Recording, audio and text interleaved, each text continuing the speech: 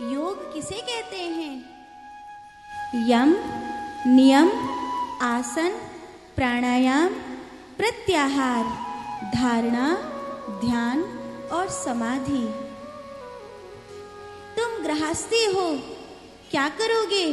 सबसे पहले यम अर्थात अस्तेय, जितनी जरूरत है उतना ही इकट्ठा करो, उससे ज्यादा मत इकट्ठा करो। अपरिग्रह, जरूरत से ज्यादा इकट्ठा करोगे तो फिर मरने के बाद अपनी चीजों के आसपास घूमोगे, ना खुद चैन से मरोगे ना दूसरे को चैन से जीने दोगे। उनसे मोह हटा लो जो तुम्हें खींचती हैं। लोग तो ऐसे हो गए हैं, सड़ जाए पर गांठ में से निकले नहीं।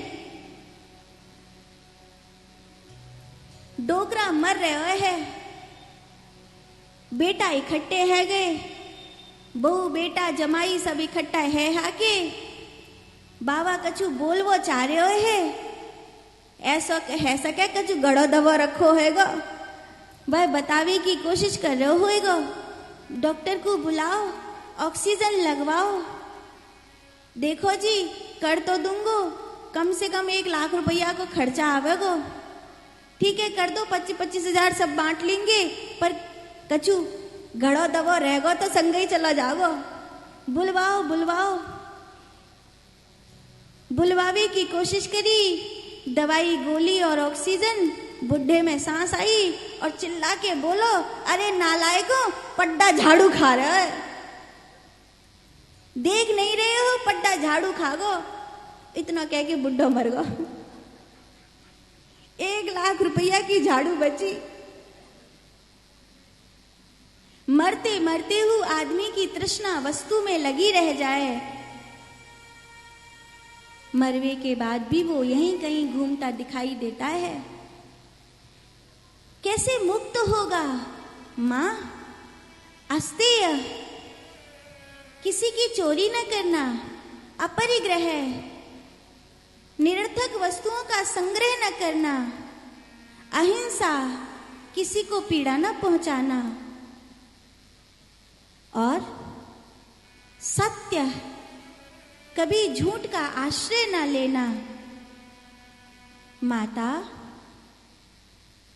यम, नियम, शौच, संतोष, ईश्वर निष्ठा, स्वाध्याय, इन सब को धारण करना, आसन को सिद्ध करना, श्वास को नाभि तक पहुंचाना, प्राणायाम करते हुए प्रत्याहारी, जो वृत्ति बाहर भाग रही है उस बाहर भागती हुई वृत्ति को भीतर लेकर के आना, यही प्रत्याहार है। धारणा, सब में परमात्मा है, ऐसी दृष्टि रखना। ध्यान, अपने में शांत होकर बैठना। और समाधि, जीव जीव नहीं रहा, शिव हो गया। माता, यही वो 8 चरण हैं जिससे जीव मुझ में एक हो जाता है। मैं तुम्हें जो उपदेश दे रहा हूं, ये उपदेश भविष्य में सांख्य के नाम से जाना जाएगा। मां सुनो। वासुदेवे भगवती भक्ति योग प्रयोजिता, जन्यत्सा सुवैराग्यम ज्ञानम यद ब्रह्मदर्शिनाः। अग्नि काष्ठ में छुपकर बैठती है और काष्ठ में से प्रकट होती है तो काष्ठ को जलाकर भस्म कर देती है। ऐसे ही वो हमारे ही भीतर है, और जिस दिन वो गुरु कृपा से प्रकट होगा तो वो हमारी मैं को जलाकर भस्म कर देगा और वो ही वो रह जाएगा। जब काष्ठ में से अग्नि प्रकट होती है, अपने आप नहीं, कोई बाहर से चिंगारी मिलनी चाहिए, तब काष्ठ में अग्नि प्रकट होती है। भीतर परमात्मा है, पर गुरु की आंख मिलनी चाहिए। तो वो भीतर का परमात्मा प्रकट होता है।